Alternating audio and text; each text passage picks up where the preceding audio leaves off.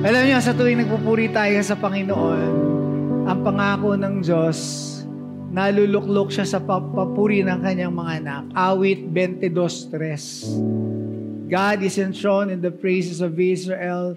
God is enthroned in the praises of His people. No? Kasi karapat-dapat naman talagang purihin ang Panginoon. Amen? We worship God and we even command our soul to bless the Lord. Like David said, "Bless the Lord, O my soul, and all that is within me, bless His holy name. Bless the Lord, O my soul, and forget not His benefits, who forgiveth all thine iniquities, and healeth all thine diseases." Always remember the goodness of God. Always remember the goodness of God. Intentionally remember who God is and what He has done in our lives. God is good. Amen. God is merciful. Amen. God is gracious. Amen. God is the healer. Amen. God is the provider. Amen. Hindi ho ba napakabuti ng ating Diyos? That's why I encourage every one of us, intentionally remember the goodness of God. Intentionally. Si David intentional eh. Sinasabi niya, "Bless the Lord, O my soul. And all that is within me, bless His holy name." Kinakausap niya yung sarili niya. Kinakausap niya yung isip niya.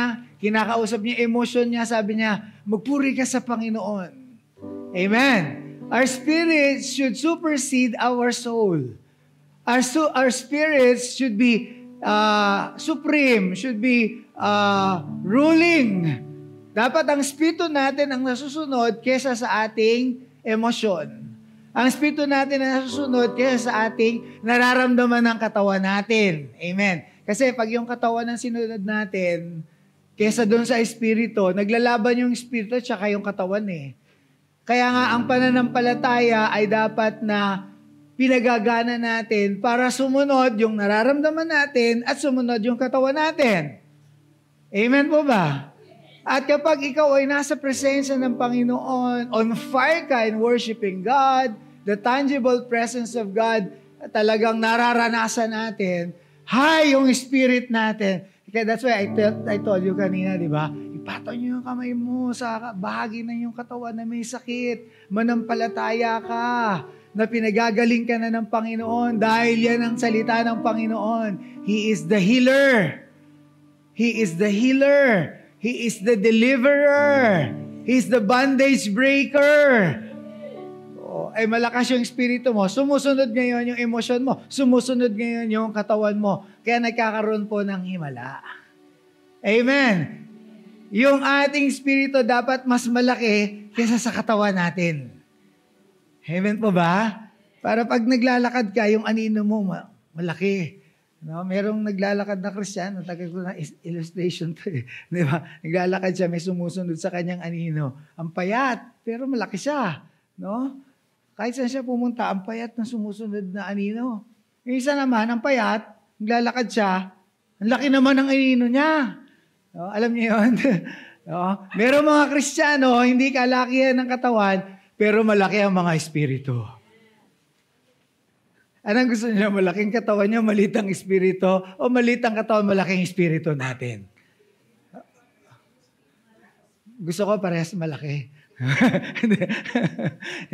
Ibig ko sabihin lang mga kapatid, ang sinasabi ng Panginoon, kaya the Lord is so concerned about our spiritual condition. Kasi pag malakas ang spiritual mo, susunod ang isip mo, susunod ang emotion mo, susunod ang katawan mo. At yon ang gusto ng Panginoon na mangyari sa atin. That's why I really enjoy worshiping the Lord, especially together with God's holy people. We have the same faith, we have the same passion, we have the same zeal for God. And you know what 1 Corinthians chapter 3 verse 16 says, kapag tayo na mga nagmamahal sa Panginoon, sumasamba sa Kanya, nagpupuri sa Kanya, no? At nagsuko ng buhay sa Kanya, sama-sama, we are the temple of the Holy Spirit. The Holy Spirit is moving so mightily in our midst. This place is supercharged with the Spirit of God, wherein nothing is impossible. Just like what happened in the times of David. David, hinahanap siya ni King Saul because of jealousy, naiinggit, nagseselos, gusto siyang ipadakip, no? Tapusin siya. Pero pumunta siya kay Samuel and the company of prophets. Okay, iba yon, magkakasama yung propeta in the company of prophets, and the Holy Spirit is moving amongst them. And King Saul sent army to arrest David. Nung malapit na yung group of people na pinadala ni King Saul, kung saan nandun si David at si Samuel, Prophet Samuel and other prophets, no? They themselves felt the presence of God and they began to prophesy. So, hindi nila nadakip si David. Hindi sila bumalik kay Saul para dalhin si David. No? Kasi nagkaroon ng impartation. Everybody say impartation. Oh. Nagpadala ulit ng grupo ng mga tao si Haring Saul para dakpin si David. Pagdating doon sa lugar kung saan nandun si Haring David, si Prophet Samuel at ibang mga prophets, because the Spirit of God is with them, ganun din na nangyari. They began to prophesy. No? Pangatlong beses, ganun din na nangyari. Nababago kasi ang sitwasyon kapag nakikialam ang Panginoon. Lalo na kapag nandun talaga ang Panginoong Diyos. Ang huling-huli, ang pumunta na sino? Si King Saul. At nung papunta siya, actually, malayo pa lang siya eh. No? The Spirit of the Lord kumilos at siya mismo, no? Nag-prophesy din. Kaya ang sabi ng mga tao nangyari kay King Saul, no? Is he also one of the prophets? So kung ano yung gusto niyang gawin na hindi maganda kay David, hindi naganap dahil nandoon ang presensya ng Panginoon. Just like what is written, sabi doon, when your life pleases the Lord, He will even make your enemies your friends. You will be at peace with your enemies. Kaya mga kapatid, huwag natin kakaligtaan yung ganitong mga pagtitipon. Kung saan, iisa tayo ng adhikain, meron tayong pagnanais na maitaas ang Panginoon sa ating pong mga buhay at gayon din ang ating mga kapatiran. Mararamdaman mo na i-encourage ka. Mararamdaman mo na papalakas ka ng presensya ng Panginoon. At meron pong pagpapala. Sabi sa Psalm 133, oh, how good it is, or behold, how good it is when brothers or brethren dwell together in unity. It's like a precious oil being poured out from the head of Aaron down to his beard and to the skirts of his robe. Ang sabi doon, for there the Lord commands the blessing. Even life forevermore. Nakikita ng Panginoon, merong anointing yan yung precious oil, may anointing, may kapangyarihan dumadaloy sa bawat isa sa atin.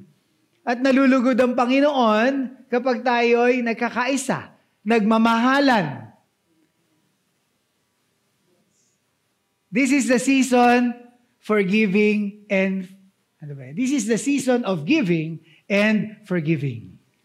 Amen? May kanya-kanyang season eh. In everything, there is a season. At ang kagandahan, kapag alam mo o kilala mo ang ating Panginoong Hesukristo, nararamdaman mo, may mga panahon na kailangan ikaw ay magbigay. Panahon na kailangan ikaw ay magpatawad. This is the season of giving and forgiving. So bago pumasok ang bagong taon, ilang araw na lang po, 2024 na. Bago pumasok ang year 2024, ang ganda, meron kang clean slate. New chapter, new page, malinis na papel. Gusto niyo po ba yun, mga kapatid? Ito po yung season, kasi year-end na, mag-year-end na, di po ba? Ito yung season, kalimutan mo na yung nakaraan. Kalimutan mo ang mga nakalipas at wag mo nang tanawin ulit. Iwanan mo na. Iwanan na ng alin? Iiwanan na yung mga sama ng loob. Iiwanan na yung hindi pagpapatawad. Iiwanan na yung tampo. Iiwanan na yung galit. Kasi ganoon ang Panginoon sa buhay natin. Kapag tayo po ay pinatawad ng Panginoon, hindi niya na inuungkat ulit kung ano yung nagawa nating kasalanan kapag humingi tayo ng kapatawaran sa Kanya. Alam mo, this is very liberating para sa ating lahat. Makakalaya tayo kung tayo ay magiging katulad ng Panginoon na kapag nagpatawad, hindi na binabalikan. Hindi na re-rewind. Forgive and forget. Madaling sabihin po, no?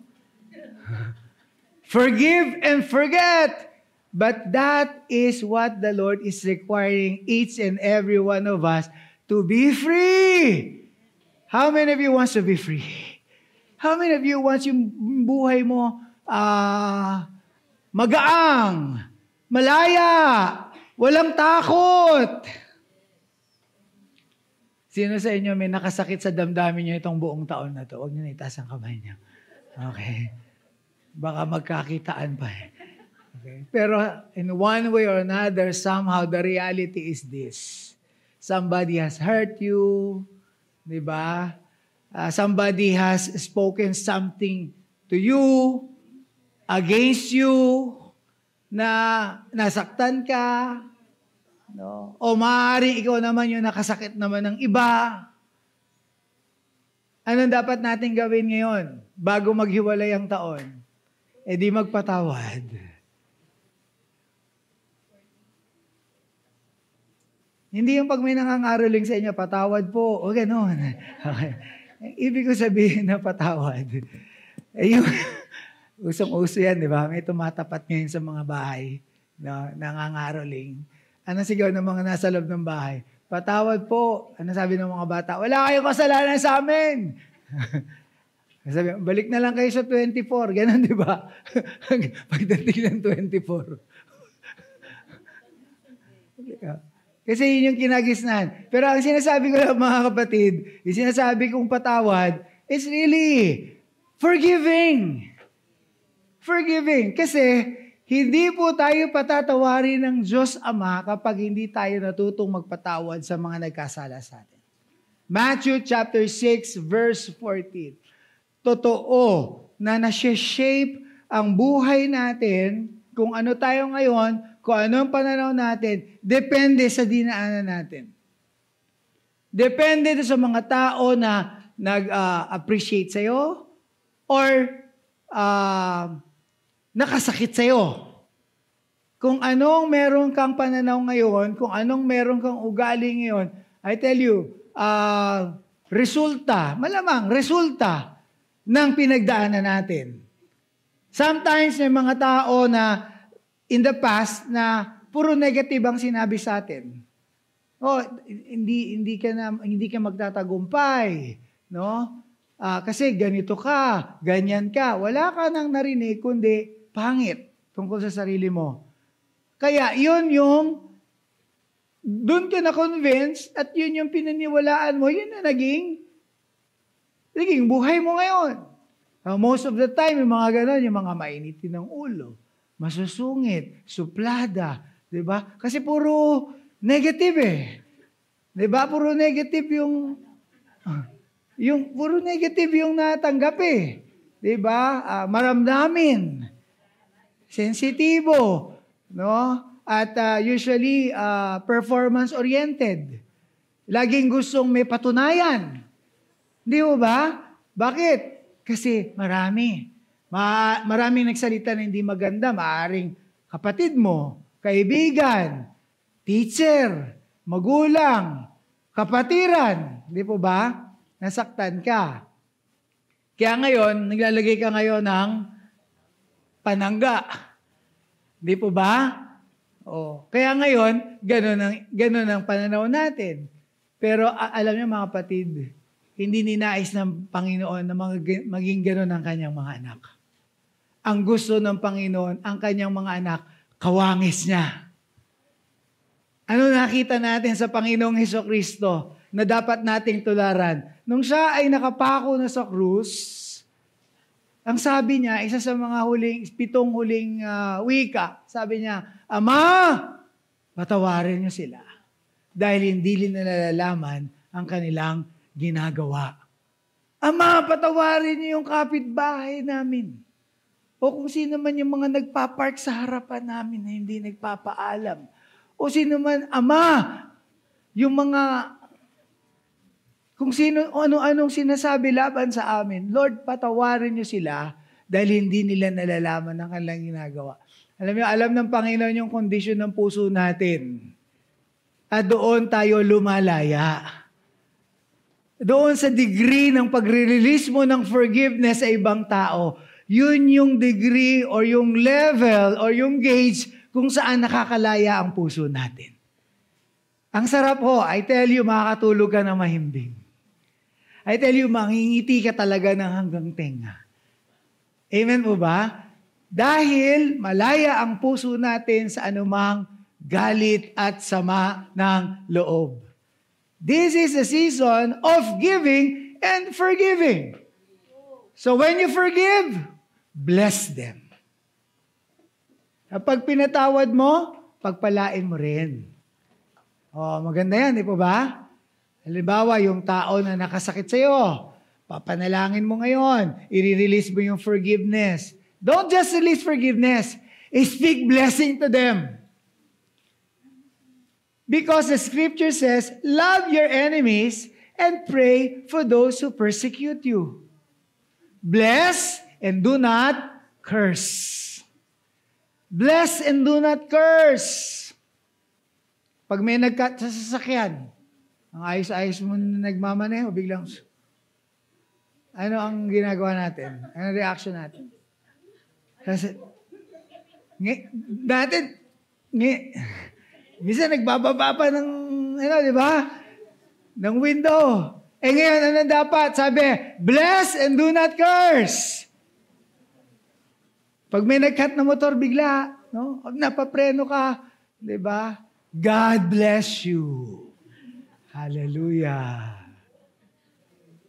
God bless you. Then you will become children of light. Kailangan lang naman, mga kapatid, mas dumami ang mga anak ng Diyos na nagliliwanag sa paligid. Kung ang mundo madilim, pag dumami ang mga nagdadala ng liwanag, liliwanag at liliwanag Kaya ang sabi sa Romans chapter 12, do not be overcome by evil, but overcome evil with good. Pag may nakita kang pass away sa kalye nyo, sa street nyo, di ba? Don't curse. Be a priest. Intercede. Pray. Have compassion. Even if your eyes are open to looking at spiritual things. Minsan, sa totoo naman talaga kasi, ang mga tao na wala sa Panginoon at talagang gumagawa, alam nyo, kilala na hindi maayos ang buhay, kargado. Tama ho ba? Kargado ho. May evil spirit. Kasi kung di Holy Spirit, ang karga ng isang tao, syempre evil spirit. Papatalo ba yung evil spirit? Pag nakita niya, walang Holy Spirit dito, pasok! Kaya kung bukas ang spiritual senses mo, makikita mo. Nasa likod nila yung spirit, ang evil spirit. No? Kita mo, naninigarilyo, lasing, bangag, nagsisigaw sa kalye, no? Naka-short lang, no? May hawak na bote. Meron bang ganun sa kalye nyo? Marami. Anong reaction nyo? Naiinis ba kayo? Nasanay na. Ano pong dapat na maging reaction? Number 1 ho, ipanalangin nyo. Mag-speak ho kayo ng blessing. Kahabagan ho natin. Kasi hindi niya alam, habang dumadaan siya dun sa inyo, pinapanalangin mo siya. Ama, ang dalangin ko, ang taong ito, makonvict ng Holy Spirit. ang taong ito, palayain mo sa lahat ng demonyo na lumulukob sa kanya. Hindi niya naman niya alam pero meron kang compassion. Gusto mo na pakalaya yung tao. This is what it means to bless and not to curse. At ang sabi ni Santiago, ni Brother James Wen, ang pananampalatayang walang gawa ay patay.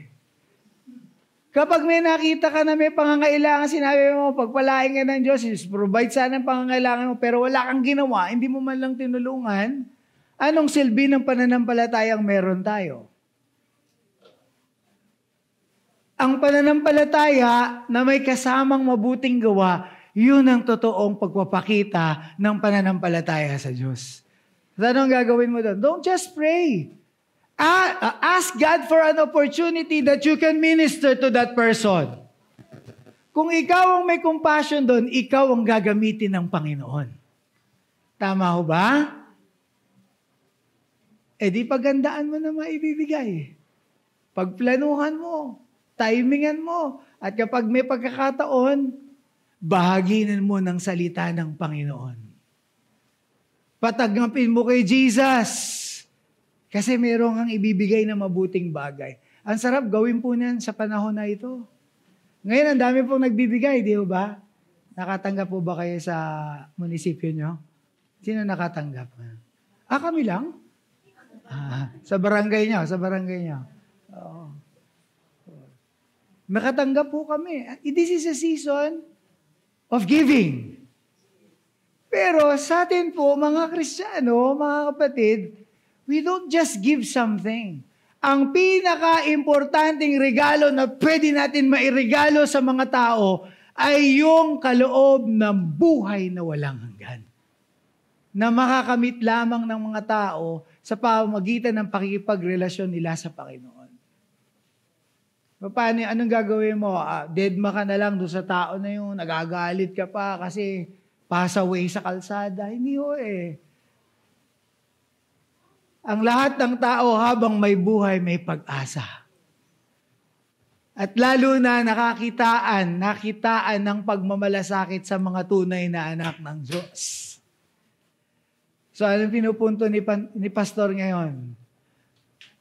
Why don't we ask God na gamitin tayo sa season na ito? Because this is a season of giving and forgiving. Be a light. Be a light into this darkened world. Jesus said in Matthew chapter 5, you are the salt of the earth and you are the light of the world.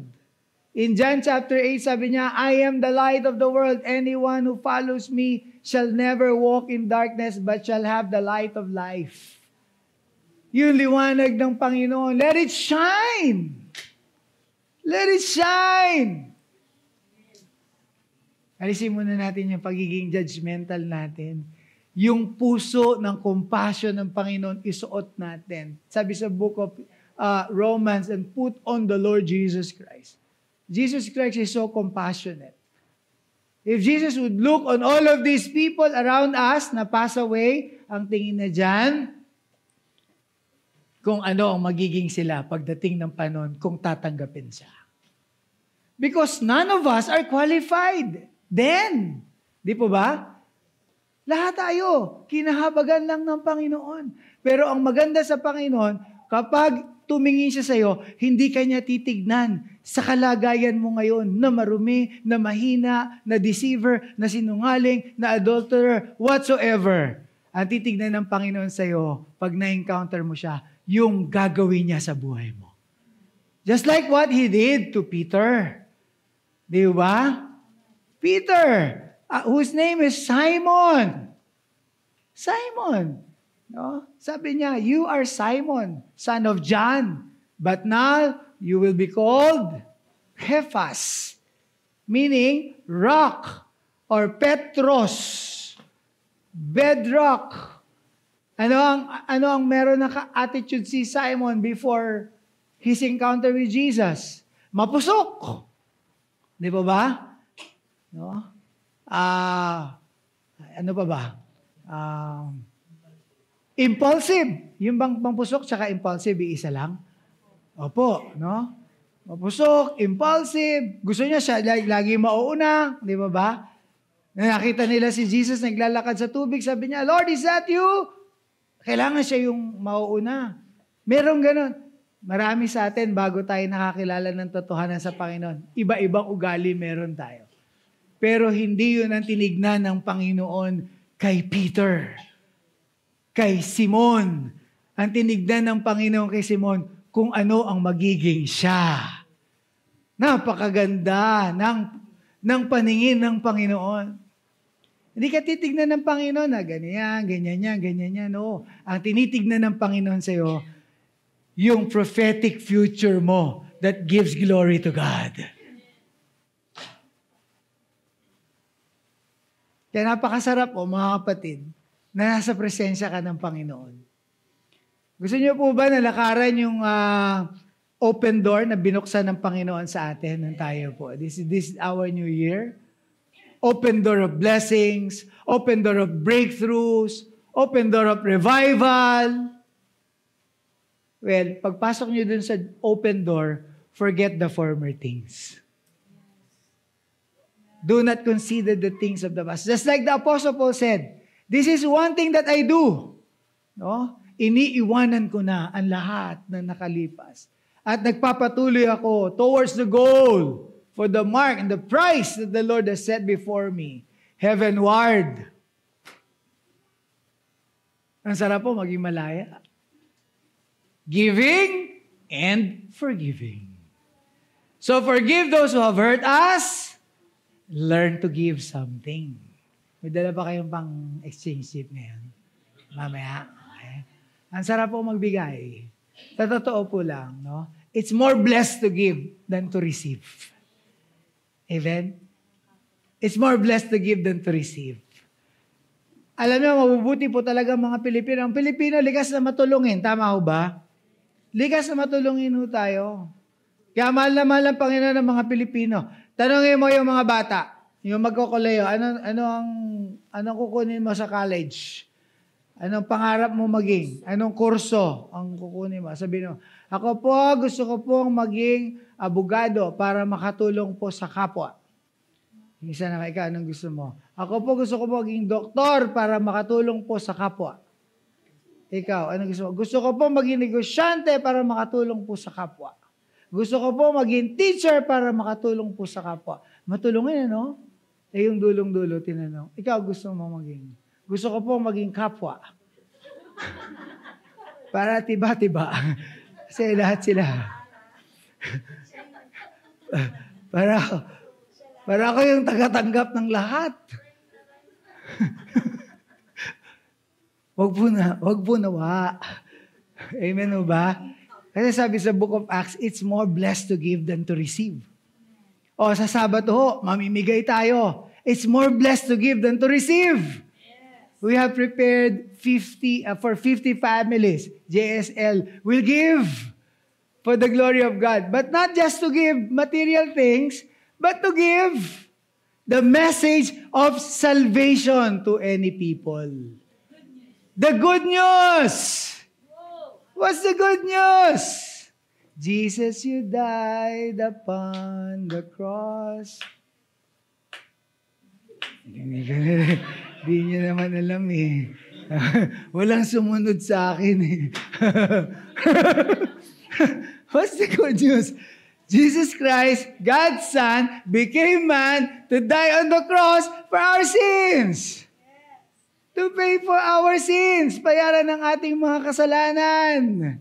Para hindi na tayo magbayad ng kasalanan natin. Na kung tatanggapin natin si Jesus sa ating puso't buhay, tayo patatawarin ng Diyos, bibigyan tayo ng karapatang maging anak ng Diyos, at pagkakalooban tayo ng buhay na walang hanggan.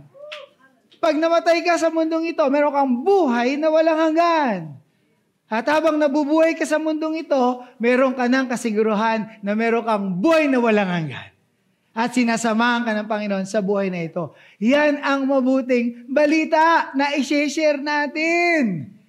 Kasama yung pagbibigay. Amen. Ang sarap po talaga. Sabi ko nga, si Pastor Alisa kasi ang birthday niyan, December 26. alam mo yun, walang inisip. Ito. Bigay natin. Bigay. No? Sabi ko, ganyan yata talaga pagka sa ganitong buwan pinanganak. No? Masyadong giver na giver eh. Pero I tell you mga kapatid, nobody can outgive God. Nobody can outgive God.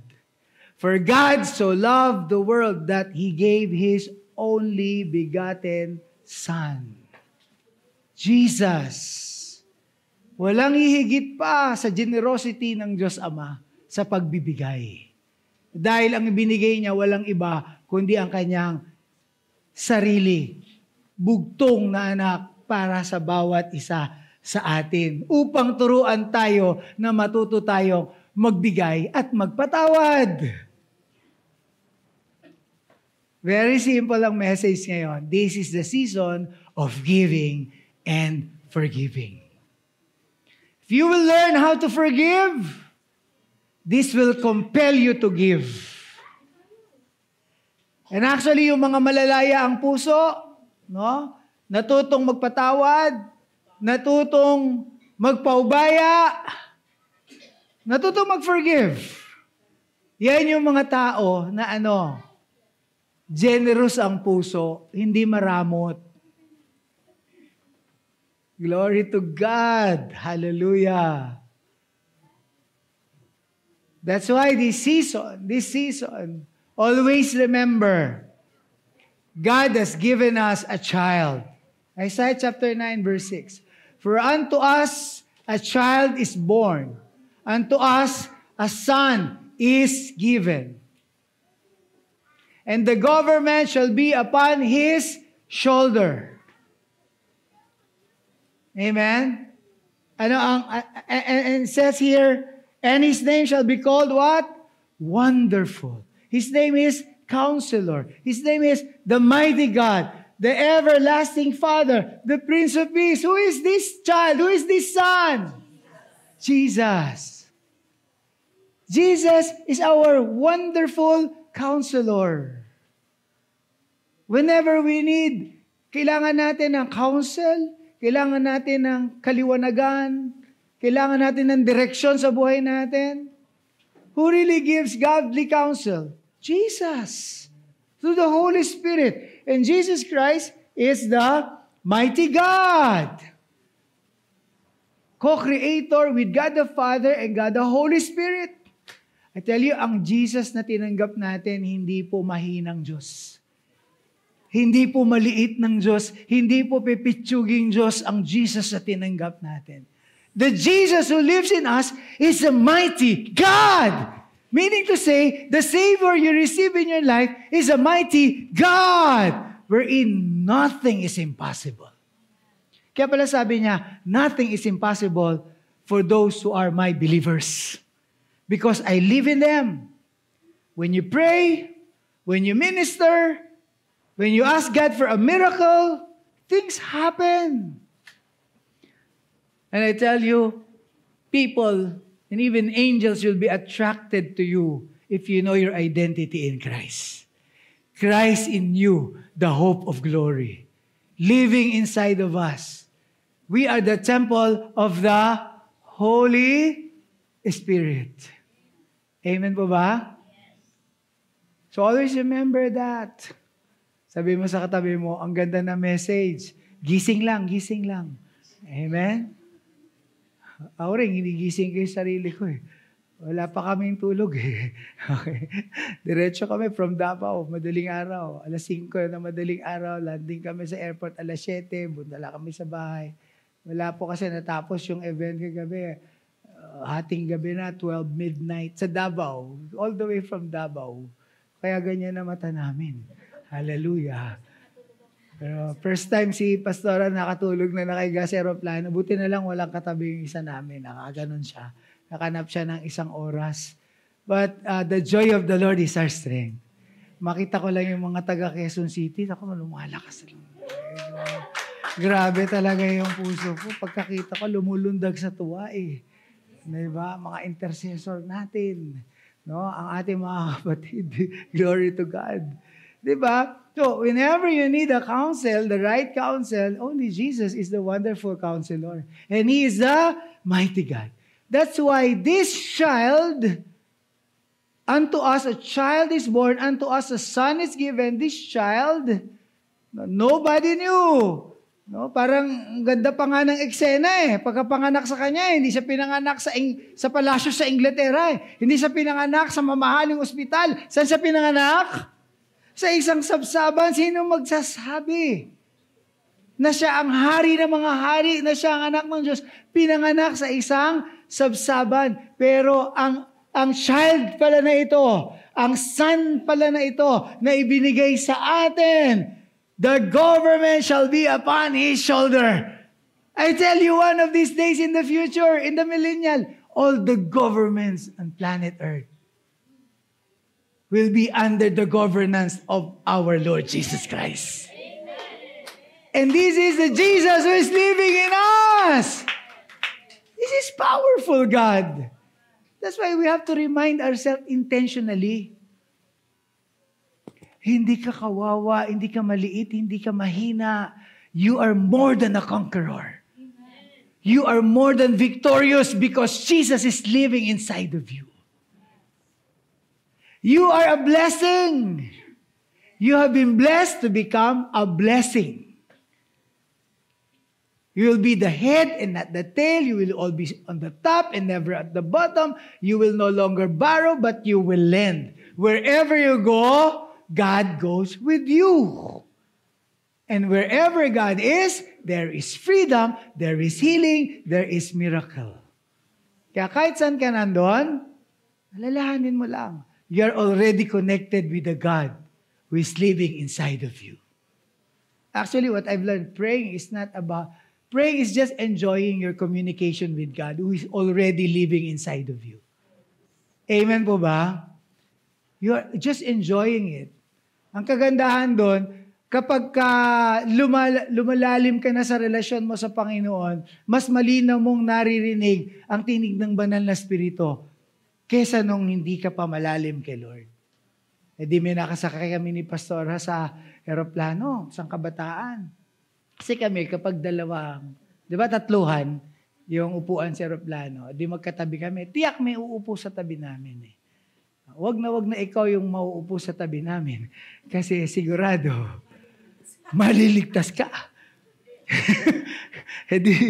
edi yung kabataan, no? Nung malapit na kami sa Davao, nung papunta kami doon, edi inumpisahan ko na, taga-saan ka ba? Ba't ka ba pupunta dyan? Kasi taga-Batangas ako. Ba't ka pupunta dyan sa Davao? Dyan ho nagtatrabaho ang aking inang. Kaya ba? Hindi masyado. Wag na lang. So, eto na, conviction, nag-umpisa na ako sa pakikipag-usap. Sabi ko, alam mo, meron akong gustong ibahagi sa iyo, mabuting balita. Nilabasan ko ng Tagalog na Bible sa cellphone. Dinalagay ko sa John 3:16. Basahin mo to, anak. No? Sabi dito, sapagkat gayon na lamang. Nagsisimula pa lang ako, Christian ho ba kayo? Oo, Christian. Kristiyano na rin ho ako eh. Sabi niya ganyan. Saan ka umaaten? Doon ho sa church na yon. Sabi niya ganyan. Sa Batangas City. Natuwa naman ako. Sabi ko, ako kasi pastor. Buti naman iligtas ka na. Hindi na kita po problemahin. Sige, bahala. At least yung nakatabi ko, hindi na ako pinahirapan. Ligtas na. Kilala ko pa yung church nila. Kilala ko pa yung pastor nila. May picture pa nga ako ng pastor nila. May video pa. Natuwa siya. Magkakalala po pala kayo. Ganon. Ako ito ang tuwa. Sabi ko, ayun ang kaganda. Kasi sabi ko, alam mo anak, kaya ako nag-share ng ganito. Kung sakali mag-crash ang aeroplano na to, ako'y napunta sa langit at napunta ka sa impyerno, pagagalitan ako ni Lord. Sabihin, sinolo mo. No? Yung katabi mo nasa impyerno, ikaw nasa langit. Nawa, gano'n na maging prinsipyo ng lahat ng Kristiyano. Para tayo ay contagious. Nakakahawa ng mabuting balita ng Panginoon. Amen? The God who is living inside of us is the Wonderful Counselor, Mighty God, the Everlasting Father, the Prince of Peace. Isaiah chapter 9 verse 6. He's the Prince of Peace. If the Prince of Peace is living inside of you, you have peace no matter what is going on around you. You're a carrier of peace. Isaiah chapter 9 verse 6 and verse 7. At ang kagandahan po nun, if you are part, sabi sa verse 7, and of the increase of His government and peace, there shall be no end. There shall be no end. Hindi lang pang dito lang sa lifetime natin, yung pagiging bahagi natin ng government or governance ni Jesus. And of the increase of His government, there shall be no end. There is a promise of eternity na kasama tayo. Hallelujah! At doon sa government na yon, wala ng pera. Gusto niyo po bang tumira sa lugar na wala ng pera?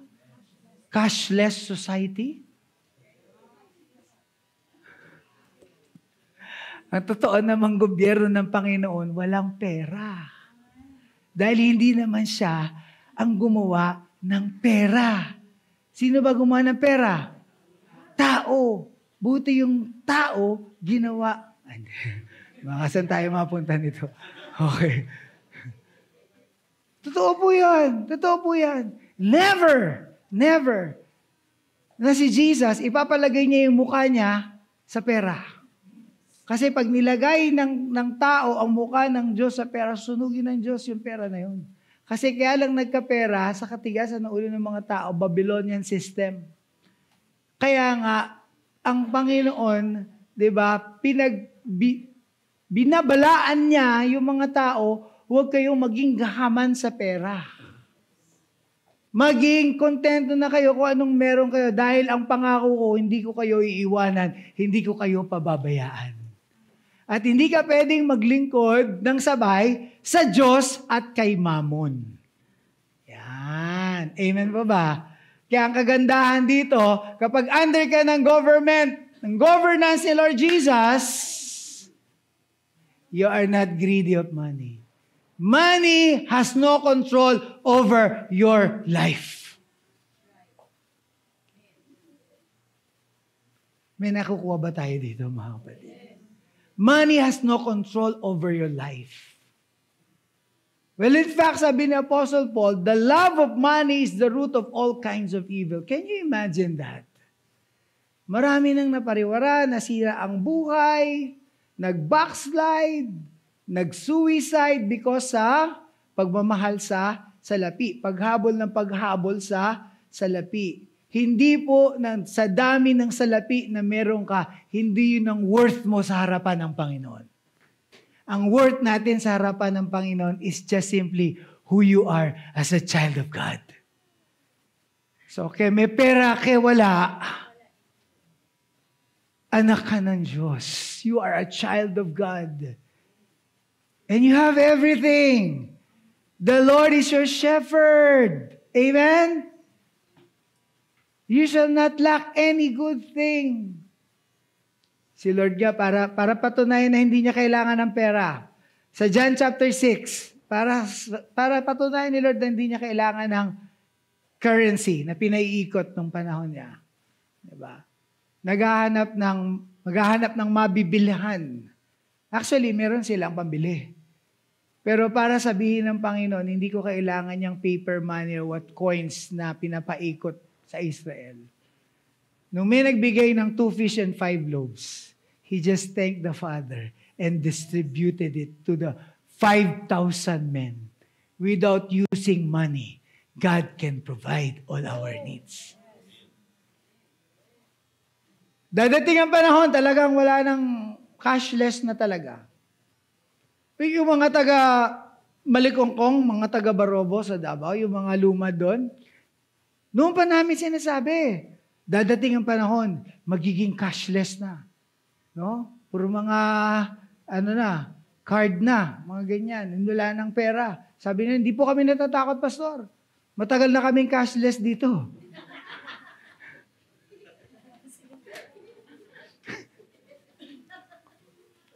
Pero, may tanim silang kamote. May tanim silang saging na saba. May alaga silang native chicken. Meron silang wild boar. Hallelujah. Meron silang fish pond na ang tataba ng mga tilapia. At lumakad ka ng lumakad, may mga bunga ng punong kahoy. At ang tubig nila, unlimited supply mula sa bundok na napakalinis. Walang patayan ng gripo. Kaya nakakuha kami doon ng kasambahay, no? Na inuwi namin sa bahay. Taga-tribo. Aba, nagugas ng pinggan, binuksan ng gripo. Tapos na, iniwanan na. Tumutulo pa rin yung gripo. Sabi namin, Rubilin, wala tayo sa bundok. Babayaran natin lahat yan dito. Ay, sorry po, Pastor. Kasi matutuwa kayo doon pag nakapunta kayo doon sa forest na yon, kung saan nakatira yung mga lumad, yung mga tribo. Niligyan nila ng tubo, may gripo, pero walang patayan. Umaga, hapon, gabi, walang patayan. Dire-diretso po yung paliguan ng mga bata, gumawa sila ng parang balon na gano'n, doon naliligo, doon naglalaba, doon naghuhugas, tapos maghugas ng pinggan, inuman ng tubig, manamis na malinis na tubig. Paano mo kakailanganin ng pera sa gano'n?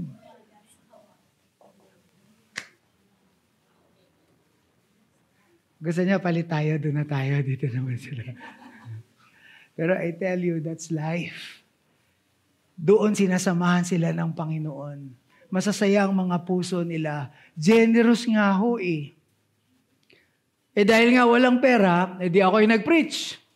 Pero sagana sila, di ba? Napagpala yung mga taga-tribo kasi may gumaling, signs and wonders, na-open ang mga spiritual eyes. Tapos may pinag-pray kami ng mga apo na naputol ang mga curses, gumaling sa sakit at karamdaman. Aba yung lola nagregalo. Love gift ba sa pastor? No? May dala-dala po mga native na manok. 3 native na manok. At sako ng kamote ho. Sabi niya, Pastor, pag damutan niyo na, dalhin niyo to sa Maynila. Sa isip-isip ko, check-in baggage. Isasakay sa eroplano. Diba? Pero sagana ho sila. Ang kagandahan ho doon, hindi sila naman problema kung birthday na nila o hindi. Hindi rin nila alam kung kailan ang birthday nila. Inang, kailan ka ba pinanganak? Ay, natatandaan ko, tag-ani nun eh. Ilang taon na ho kayo? Ay, hindi ko alam eh. Basta alam ko, tag-ani nun. Ganyan. Siguro ang estimate ko mga 90 plus years old, nagbubuhat pa po ng sako ng kamote. 80 siguro, 80 something. Matanda na si Inang, pero ang lalakas. Ang lalakas ho nila, lalakas ng katawan. Amen. Tayo dito sa city, huwag lang hindi mahangin. Di ba? Huwag lang hindi mahangin. Hinihingal na sila ho doon. Kaya sabi ko sa inyo, pagdating ng panahon, glory to Jesus. Kaya pag meron ganito mga illustration, sasabihin mo, life is not about money. Life is having Jesus in your life. Pero pag kailangan ng Panginoon na padaluyan ka ng pera para maging pagpapala sa iba, gagawin ng Panginoon. Huwag mo lang ituon doon yung mata mo. Kailangan sa Panginoon. Now, this is the lesson of about the season of giving and the season of forgiving. Ang sarap po mamuhay sa mundong ito na ikaw ay malaya dahil wala ka ng sama ng loob. At ikaw ay generous dahil ang Diyos sa pinalilingkuran mo, generous din. Ready na ba kayong magbigay mamaya? Ready na ba kayong magpatawad? Oh, that's the will of God for us today. Let us all arise. Tumayo po tayo.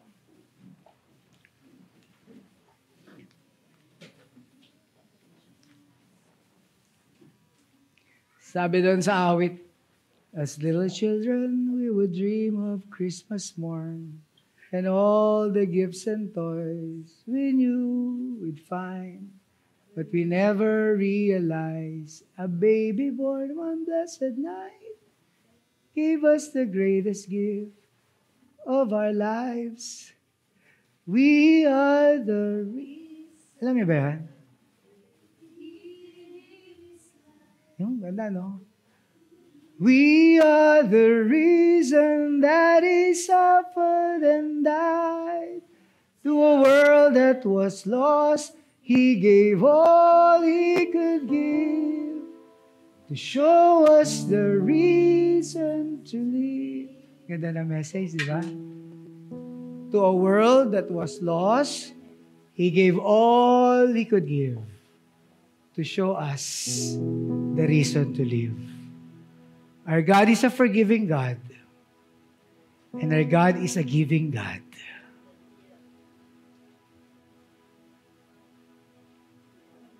Amen? Ang dalangin ko, mga kapatid, tayong lahat, malaman natin kung sino ang reason kaya tayo nabubuhay sa mundong ito. Who is the reason? Jesus. When you look unto Jesus, set Him as an example of your lives, you will learn how to forgive. And you will be generous in giving. Because this God is a forgiving God. And He is a giver. He's a giver of gifts. And I tell you, hahabulin ka ng pagpapala, rumaragasang pagpapala, kapag malaya ang puso mo at ikaw ay generous. Well, in fact, sabi sa Proverbs 19:17, kapag ikaw ay tumutulong sa mahihirap, para mong pinauutang ang Diyos sa'yo, at tiyak babayaran ka niya. Amen? So, Father, I pray right now, O Lord, let your people who are here in this place and those who are joining us online will really experience, O Lord God, the real essence of your coming here on earth, Lord Jesus. The reason is, Lord, you want to forgive all of us from all our sins. And you want to give us eternal life. Father, we thank you for giving your Son to us. Your Son, our Lord Jesus Christ.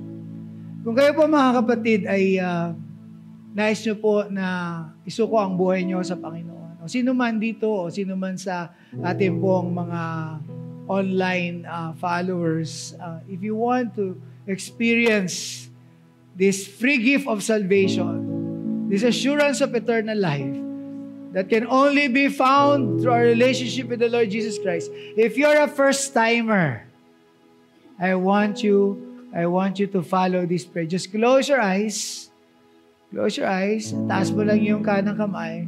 At sumunod ka sa panalangin ito na parang ikaw mismo nananalangin na galing sa iyong puso. Sabihin mo, Lord Jesus, I believe. You are the Son of God. You are the Son of God. Who died on the cross. Who died on the cross. For my sins. For my sins. I believe in you, Lord Jesus. I believe in you, Lord Jesus. Forgive me. Forgive me. From all my sins. From all my sins. Wash me with your blood. Wash me with your blood. And I receive you, Lord Jesus. And I receive you, in Lord my Jesus, life. In my life. To be my Lord. To be my Lord. My Savior and my God. My Savior. I surrender my life to you, Lord. I surrender my life to you, Lord. In your name I pray. In your name I pray. Amen. Amen. Now, kung tinanggap niyo ang Panginoong Jesucristo na nanampalataya ko sa Kanya, meron kayong buhay na walang hanggan. Ikaw ay pinatawad ng Diyos at meron ka ng kasiguruhan ng buhay na walang hanggan. Ganyang kakamahal ng Diyos na lumikha sa ating lahat.